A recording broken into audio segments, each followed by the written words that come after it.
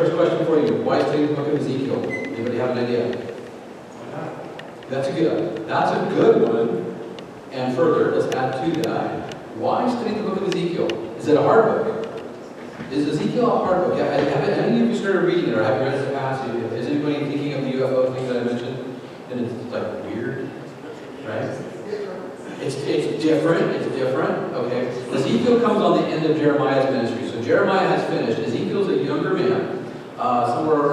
He got into captivity in 597 BC, and about 593 actually sees that vision. He's called at the river Kabar, or Chabar. I think mostly the best way to pronounce it is Kabar. He's in Babylon, okay? So he's been taken into captivity, and he's in that captivity. And one of the things you'll notice in the book of Ezekiel, he says, in the midst, 116 times in the book you'll say, in the midst of. He's always in the midst of it. Have you ever seen that show, that the hurricane flyers?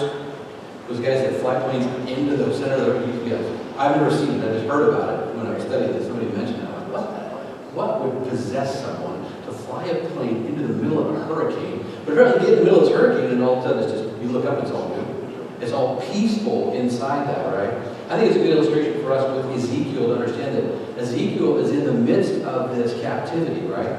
He's in the midst of all this stuff, and God is seeing him through it all, right? And he's getting these that vision that you see is a vision of God. It's a vision of the heavens open. He's getting to encounter the glory of God.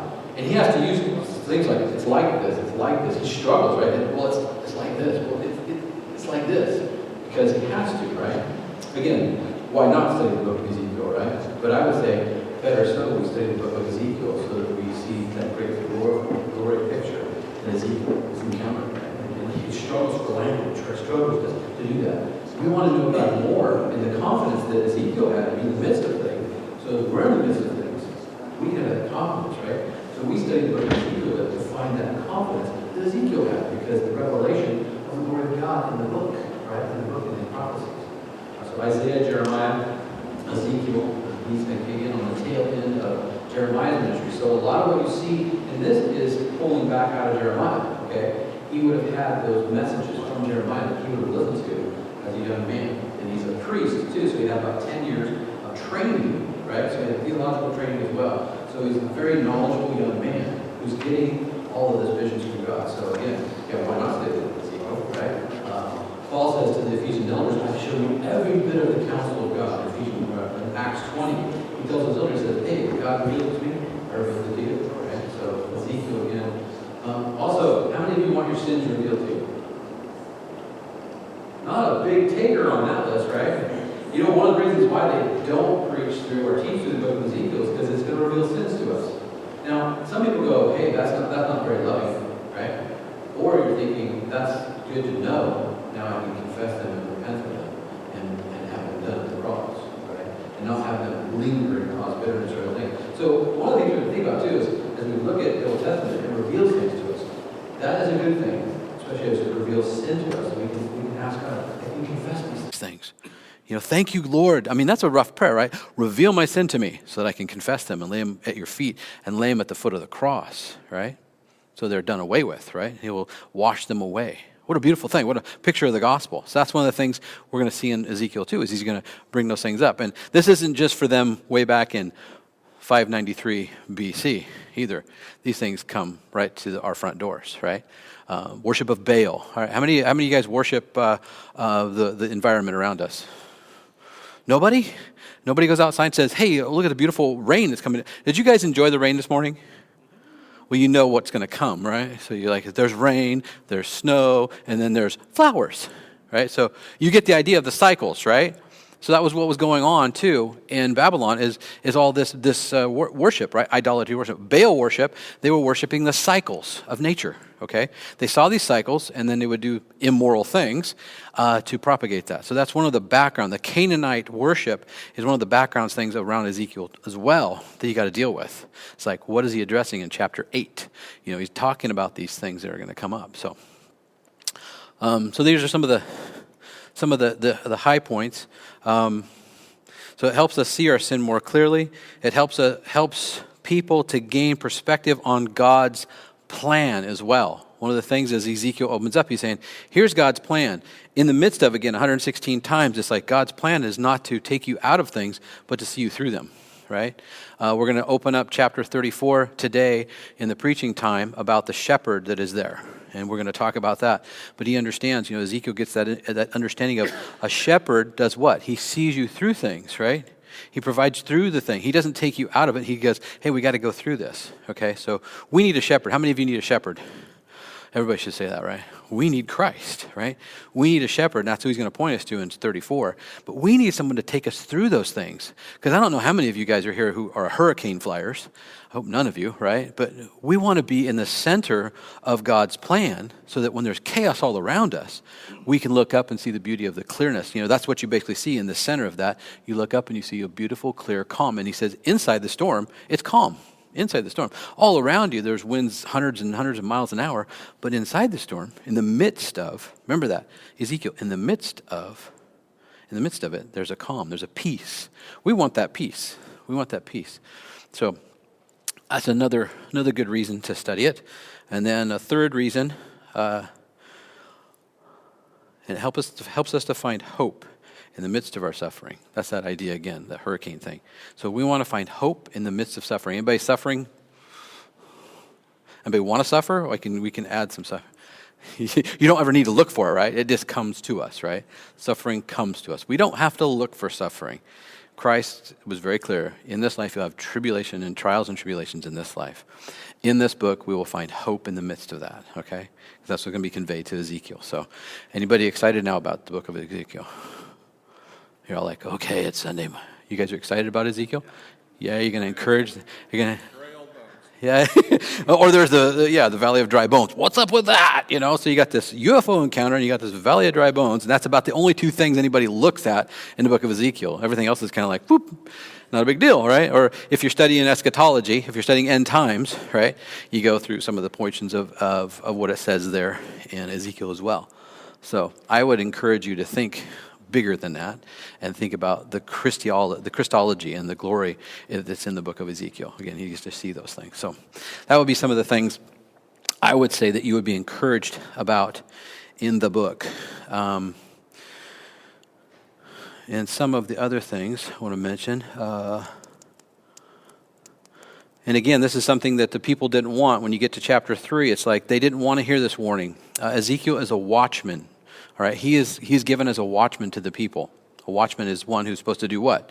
He's supposed to call out from the wall, right? If he doesn't do that, who's going to get in trouble? If he falls asleep, who's going to get nailed?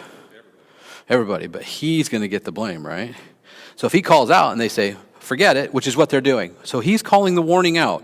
He calls out the warning to the people, and they're kind of like, forget you. That's one of the aspects of, do we hear the warnings of God and say, oh, we don't want to hear that too? It's one of the things that he will be battling with. Chapter 3 comes out very clearly that way.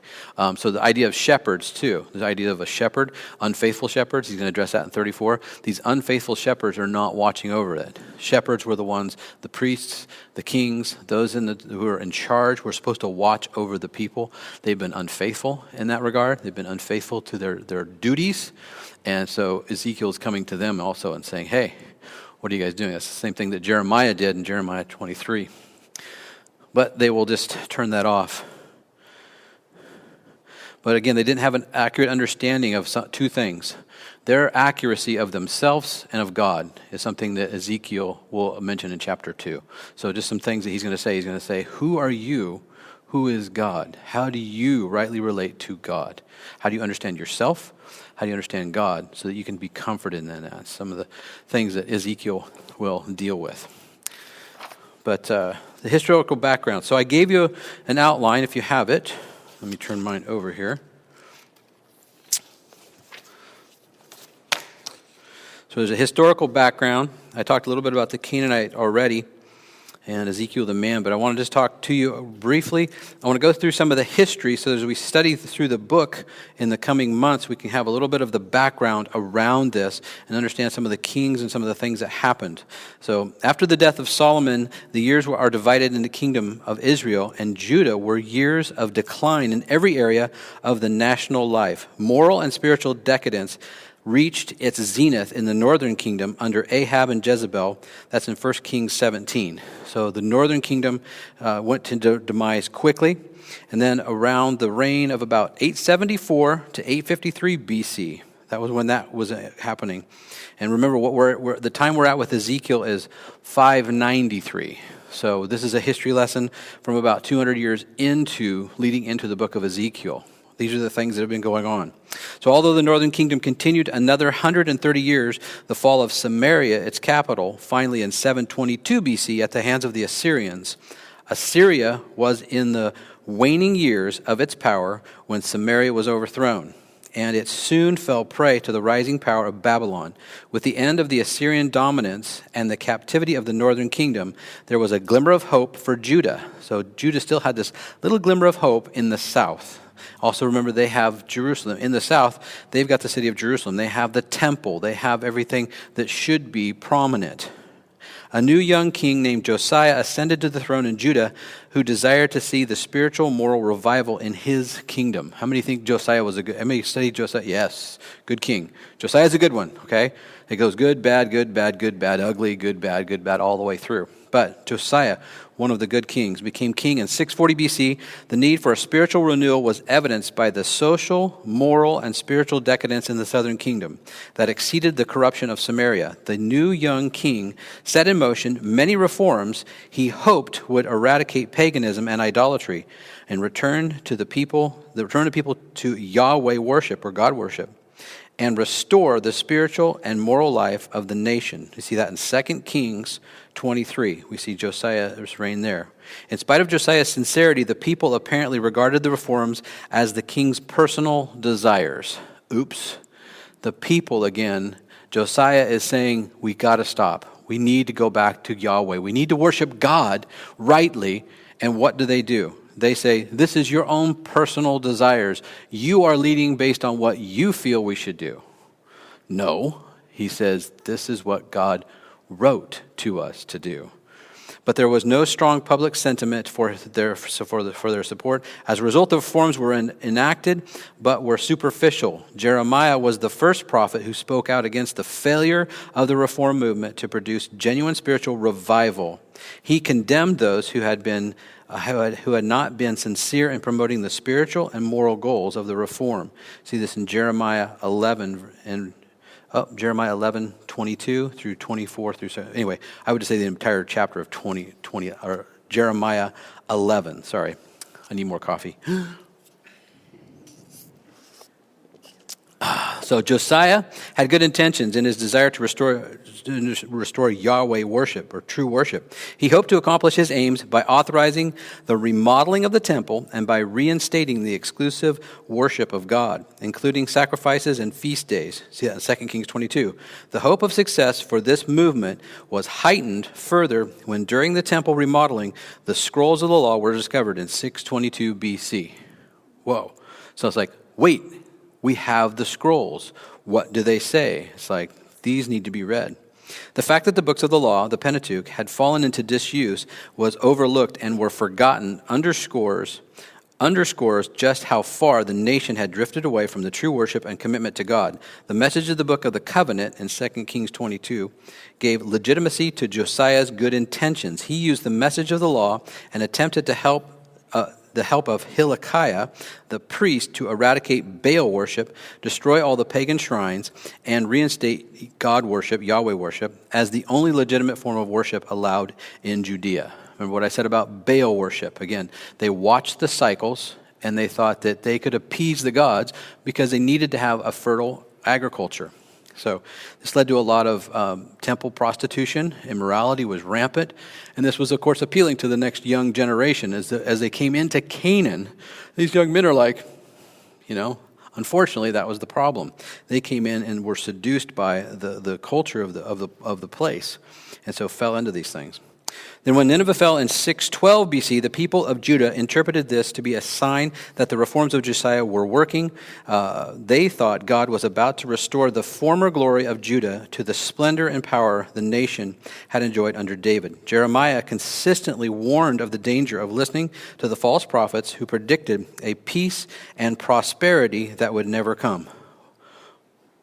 that sound familiar? What do we have today? We do.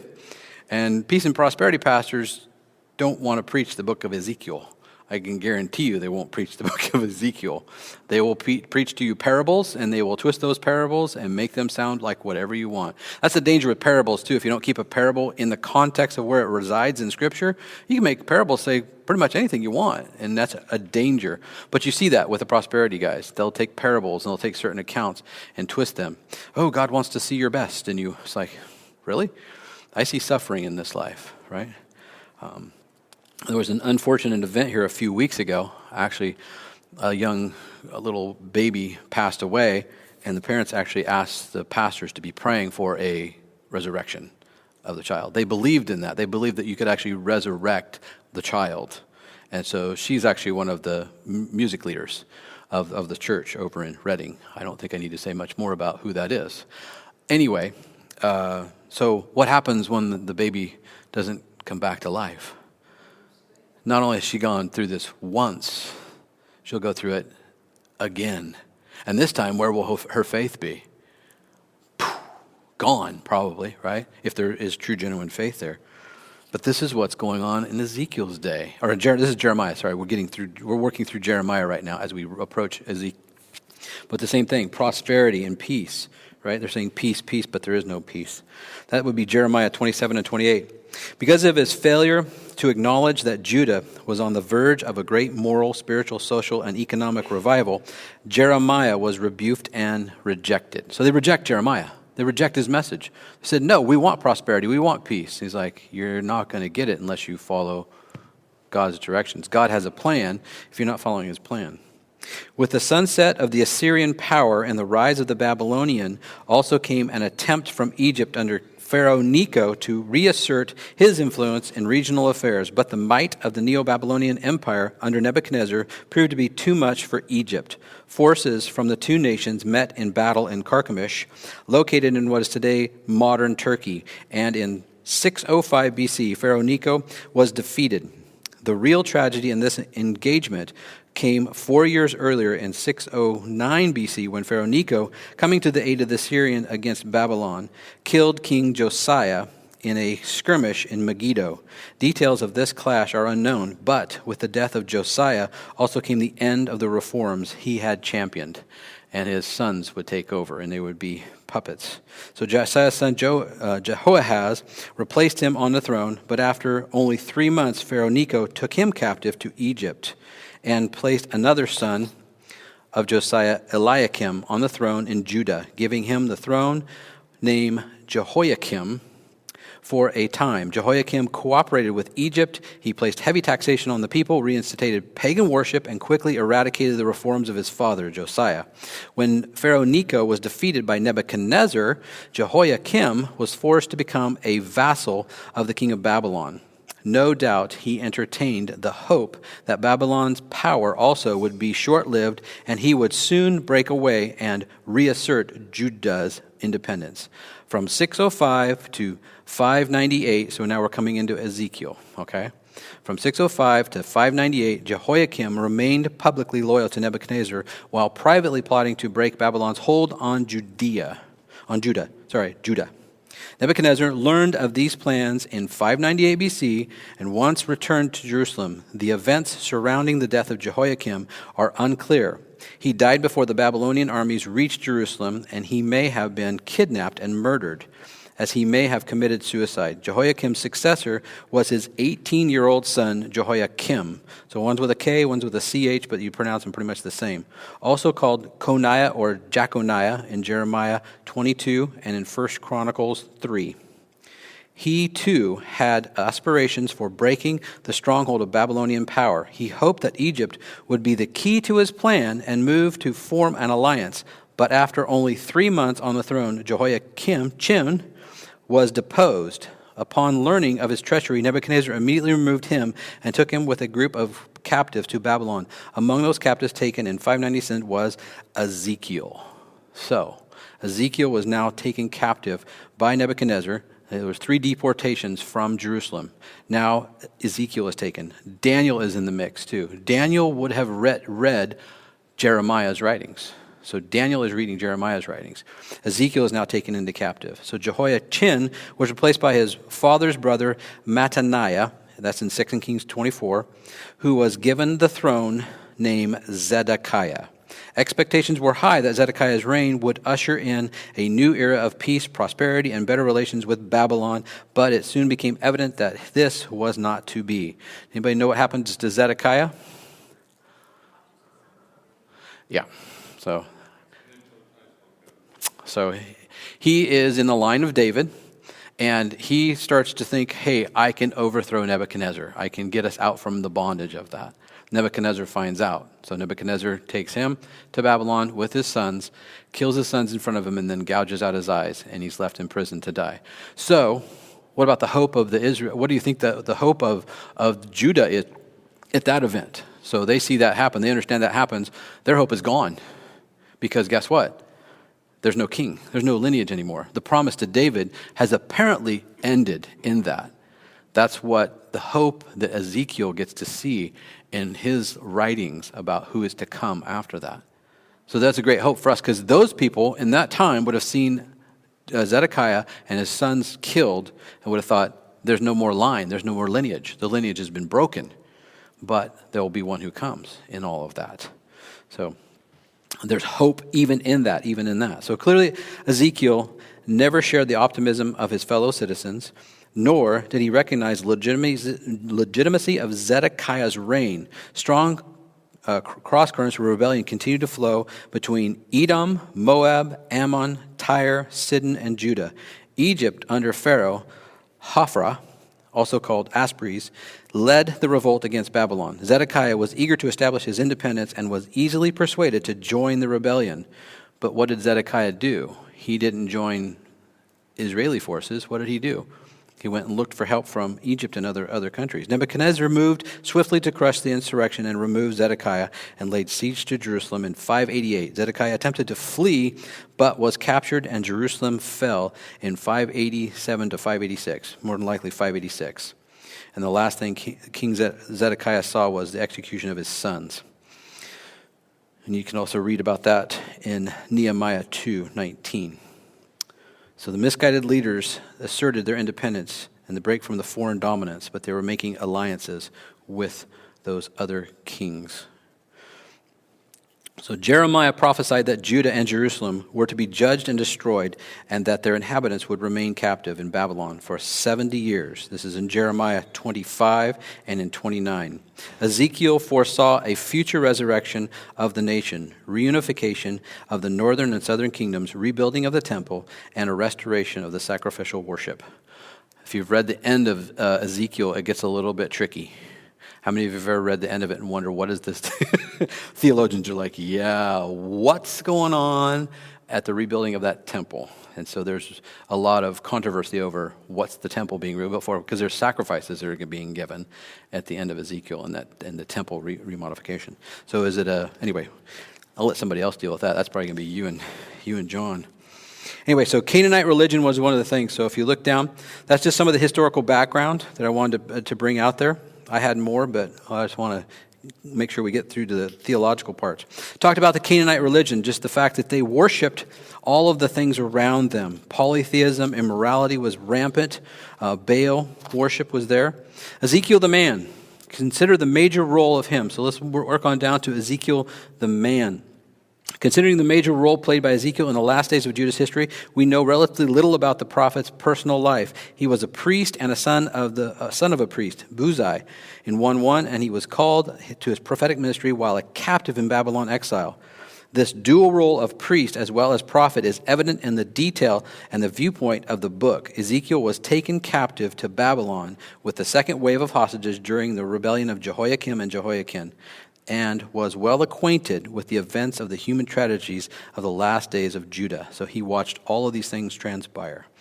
And as the prophet also was acquainted with personal tragedy, though we know little of his personal life, we do know that he was married. There is no mention of children, but he relates that his wife died suddenly, and the impact of the misfortune of his ministry is described in Ezekiel 24, verse 2. So we do know that he was married, no children. but that his wife died suddenly. And as a prophet, he was called to be a prophet and a priest, so he's a priest and a prophet for the nation.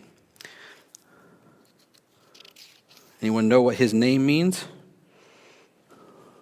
Nobody knows what his name means. God is steadfast, the steadfastness of God.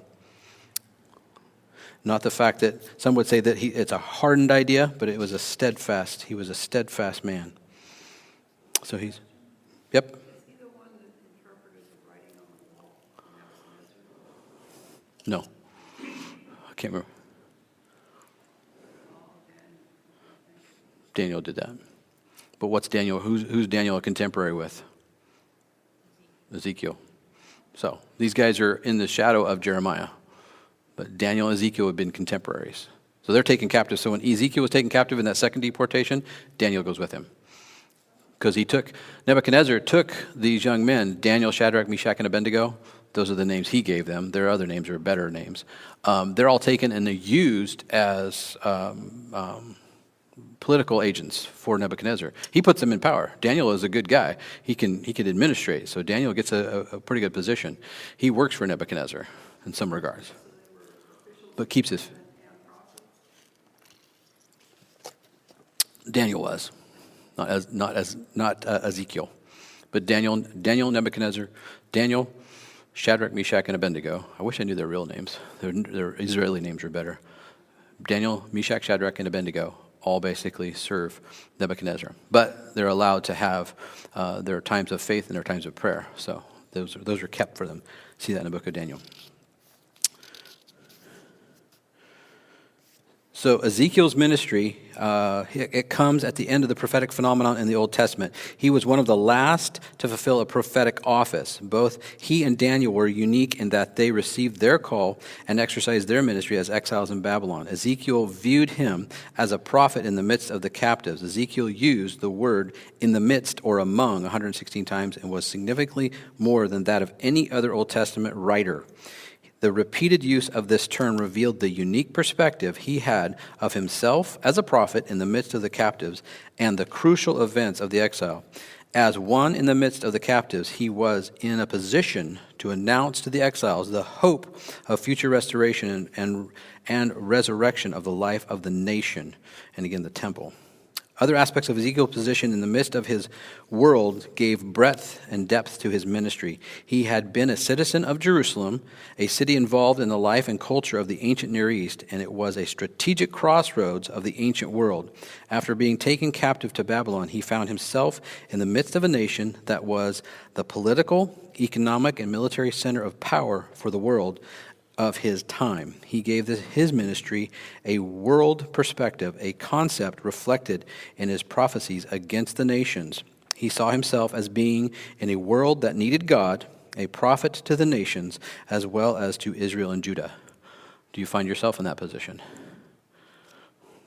You'll probably see in the book of Ezekiel much of what we see today in the political, economic, cultural structures around us right now.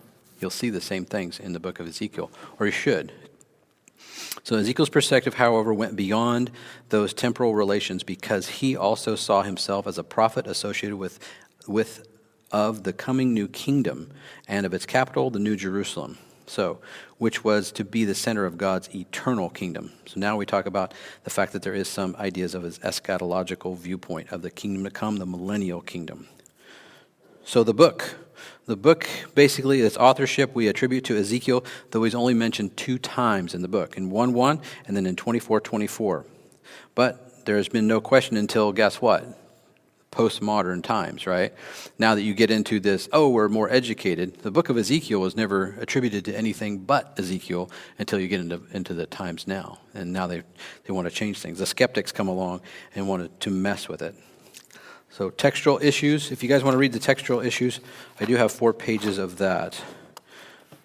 But authorship is Ezekiel, held to for many, many years until you get into the 20th century, and people want to criticize that.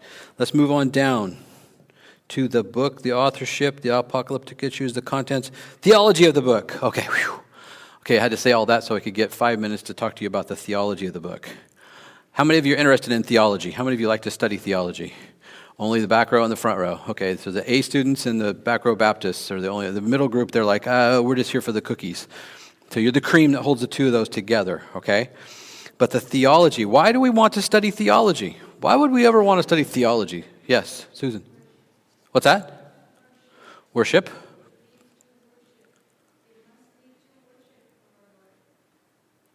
Right. Right. How are we supposed to worship? With our heart, soul, strength, and mind. Right? We're supposed to think about God. What did Tozer say about the thing that pops into your mind? I'm looking at my Tozer guy over here, but I forgot to write the quote down. I had it somewhere. A.W. Tozer says, that whatever comes into your mind is, and however you think about God, so that's the most important thing about us. I'm tearing that up royally, aren't I? I thought you'd have that right on the tip of your tongues, Greg. I'm so sorry. Put him on the spot. He's like, Tozer, yeah, he's a good... Nope, sorry, he didn't have it right there. I'll come up with that quote. Probably it's here somewhere in my notes. But the holiness and the transcendence of God. Yes? The Bible says, as you think, so you are. Mm-hmm. So we need to think about God. Otherwise, we'll be thinking about everything else. Excuse me. That was loud. Sorry. That's what theology means, is thinking and studying about God. Theo, God, study, ology, the study of God, right? Is God like us? Is God like us? Well, my God says... how many of you have heard that? My God, I like this God. I like God, and I can go on and on and on and on, right? Is that okay? Well, my God does this, and my God does my God, my God, my God, my God. What should your answer be to someone who says that? We are in the image and likeness of God. True. Or I'm glad I've heard about you. Let's now hear about God. The book of Ezekiel, he's going to present God. Okay, he's going to present the transcendence of God. So one of the things that we understand about this, he's going to talk about the holiness of God. And who can define holiness for me? Can anybody here? Define holiness. What does it mean for God to be holy? How would you define that? Everybody's like, this is Sunday morning. I only got... What's that? Without sin. Without sin. That's good. Susan?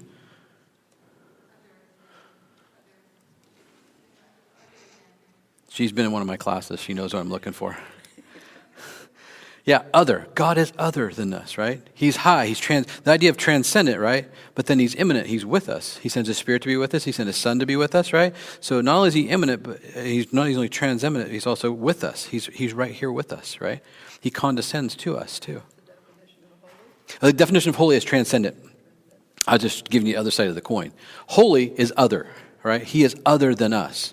And so in that very first thing, in the very beginning of the book, Ezekiel comes right off the bat with the holiness of God. Okay, the glory of God is right there at the very beginning of the book of Ezekiel. He wants to make the point that we understand that this is who you're talking to. This is God above. That whole scene is not a UFO.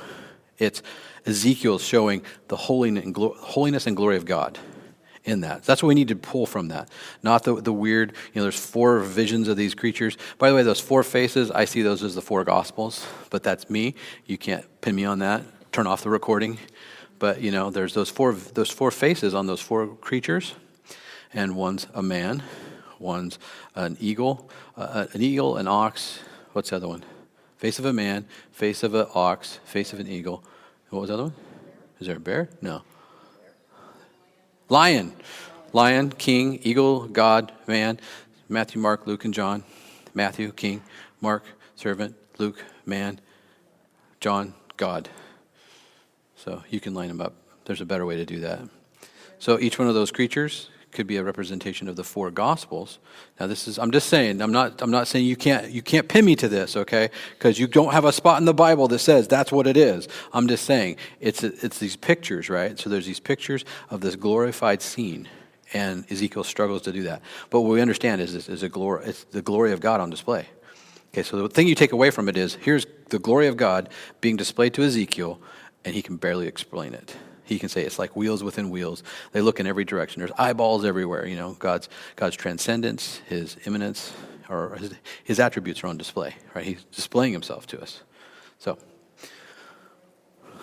So theology again, and the sinfulness of humanity that will come from that. Right. So we see ourselves rightly in the book of Ezekiel, and that will also dovetail in with Jeremiah 11. In many ways. But the holiness and transcendence of God are presented in contrast to the sinfulness of humanity, especially Judah. Ezekiel used parables to illustrate his point, especially in chapter 16. He told the story of a child who was abandoned, rescued from certain death, cared for by a benevolent benefactor, and who grew to a young woman in a marriageable age. When she was betrothed and prepared for marriage, she decided instead to become a harlot. From this point, Ezekiel clearly identified Israel and Judah as the harlot and the story of her life as an allegory of its history. Allegories. You guys okay with allegories? How many of you guys have read Pilgrim's Progress? Anybody read Pilgrim's Progress? Everybody raise your hand. You're supposed to read that. That's like one of the criteria for being a Christian, right? Or a Baptist, right? If you're a Baptist, you have to read Pilgrim's Progress. No. But he uses allegories throughout the entire book, right, to express golden truths. So keep that in mind, too, as we're going through the book of Ezekiel. You've got to keep that in mind. He's going to be using allegories, too. But he's going to present that in such a way that it presents to us God's transcendence and our sinfulness, all right? So the right picture of God, he's in glory and we're sinful. The inevitability of judgment will come on the people in Babylon as well. God will not leave his people. He will keep his promises to them. The individual responsibility, Ezekiel, like a good pastor, think about that. He's a priest. He's a prophet. Do we understand him as a pastor, as a watchman? What do pastors do? They watch over the people. They warn them. They encourage them. He's going to be pastoral in the book as well. Okay, so that's something we need to see. Ezekiel, like a good pastor, took his message a step further. He applied the issue of sinfulness and judgment on a personal level. The people had sinned, the judgment was inevitable, and popular proverb, both Ezekiel and Jeremiah recorded, the fathers have eaten sour grapes and the children's teeth are set on edge, was the people's way of complaining that their generation was suffering unjustly for the sins committed by previous generations. Can we say that today? How many of you are upset because your great-grandparents did something and you're suffering for it? Is that true? Or do we each suffer for our own sins? Have you ever thought, well, it's my parents' fault, it's my circumstances, right? No? I make my own choices, right? My children make their own choices. We make our own choices. And that's one of the proverbs there, is that the fathers have eaten sour grapes and the children's teeth are set on edge. It's like that's a complaint, basically. People. That philosophy is popular in liberal politics. It's popular in our day and age, isn't it? Blaming somebody else. Circumstances, blaming. It's because of the environment you grew up in. That's popular culture right now, right? It's not your fault. It's not your fault. It's the environment you were raised in. So we need to pull you out of that environment. We need to help. Anyway, it's like, no, I'm making choices. I make choices every day. Yeah, my environment might have some bad temptations in front of me, but I have the opportunity to either choose or decline those things. So in the book of Ezekiel, that individual responsibility, Ezekiel, as a good pastor, will bring those things up. Hope of restoration. After Ezekiel's message of judgment and individual responsibilities for Judah and foreign nations, he turned to messages of hope for future restorations in chapters 33 to 48. So you gotta wait a little while. You got 32 chapters, right? Can you guys wait till chapter 33 to 48? Well, there'll be little hints along the way, okay? But keep a stiff upper lip. He predicted not only the return from captivity, but also the spiritual renewal of the people, the reunification of the nation, the rebuilding of the temple, the reinstitution of the sacrificial system, the reappointment of the land, and the building of the New Jerusalem. His message was similar to that of Isaiah, whose messianic prophecies also were associated with the hope of restoration in Isaiah 11. Ezekiel 17 parallels that. Isaiah's hope focused on a general reign of peace in the world, whereas Ezekiel's hope focused on peace for the restored nation of Israel. Ezekiel, like Jeremiah, based his hope for future restoration on a new covenant. Although Jeremiah held forth some hope that judgment for Judah might be averted, Ezekiel clearly believed that the fall of Judah and the destruction of Jerusalem were inevitable.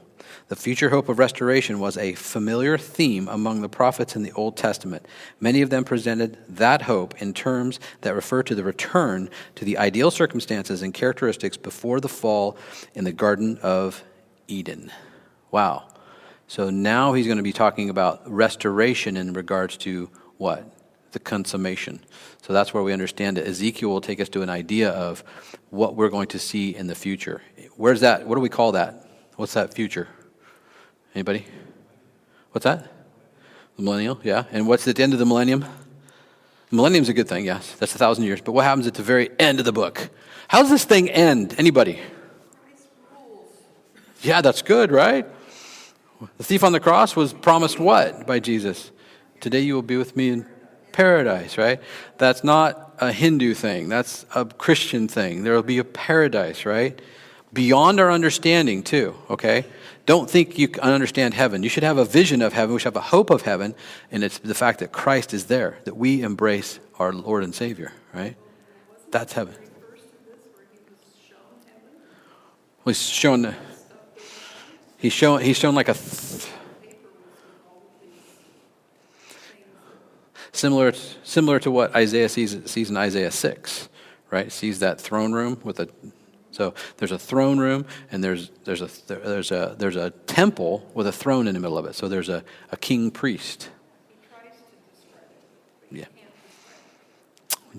Revelation, John, and Paul will say the same thing in 2 Corinthians. He'll say, a man was taken to the seventh heaven, or fourth heaven? Third. There's seven, but never mind. We won't go there. The third heaven, and he said, I saw things that were undescribable. Paul doesn't say who it is, but we're pretty sure it is Paul who goes and sees those things. He says, I can't even describe them. So they have to be given the language for that. John on the island of Patmos will be given language to convey in the book of Revelation. So, hope of restoration, God's redemptive purpose. Ezekiel believed that God's actions in history had a singular purpose, namely to bring the knowledge of his glory and the greatness to all nations. By sharing the knowledge of God, human accountability to God, and his clear warning of impending judgment, Ezekiel wanted to help the exiles understand God's redemptive purpose for all people. The motive for God's actions always was redemptive, even when he brought acts of judgment against his own people. The God of Israel is not capricious. What's capricious mean? What's that? Random, right? Anybody here capricious? Anybody just kind of go randomly do things? I mean, you have all of a sudden, right? That was random, right? That's kind of a new word these days. That was very random, right? God's not random. Everything is thoughtful, orderly. He's not capricious, right? He doesn't fly off the handle. Anybody fly off the handle here? Okay, don't raise your hands. Okay.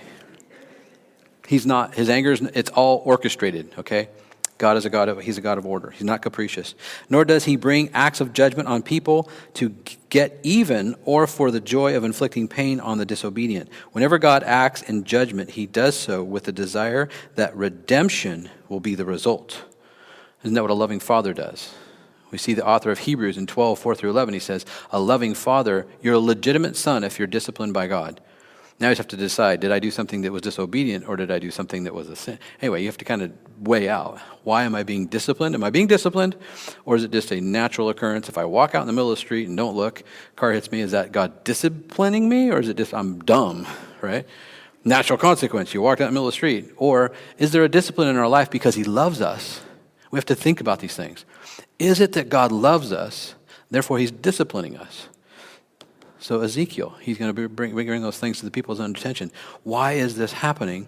Is it because God is faithful to you, and he's trying to warn you, and he's trying to bring things to your attention so you can repent of them and you can come to him? Is he being a loving, faithful God to you? They found the books that they'd neglected in 622 BC. What did they do? They read them all day. Today we're going to do that. We're just going to read it all day today. So, a redemptive purpose to all things. So those are just some of the theological things that we will see in the book. Again, I talked a little bit about just the message of the book, the reality of God, the reality of judgment, the reality of restoration, and the reality of redemption. So if we keep those things in mind for the book, those four things, reality of God, the reality of judgment, the reality of restoration, and the reality of redemption, it'll help us to kind of keep our heads focused on all the allegories and things that are in the book of Ezekiel. And there's not weird things, there's revelation. And I'll spare you from telling you all about eschatological things.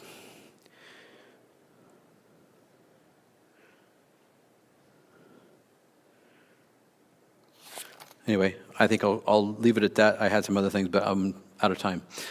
Questions? How many of you are encouraged and are going to be here for the rest of the months following to study the book of Ezekiel? 3, 4, 5, 6. Okay. Daniel's like, maybe a little bit. Okay.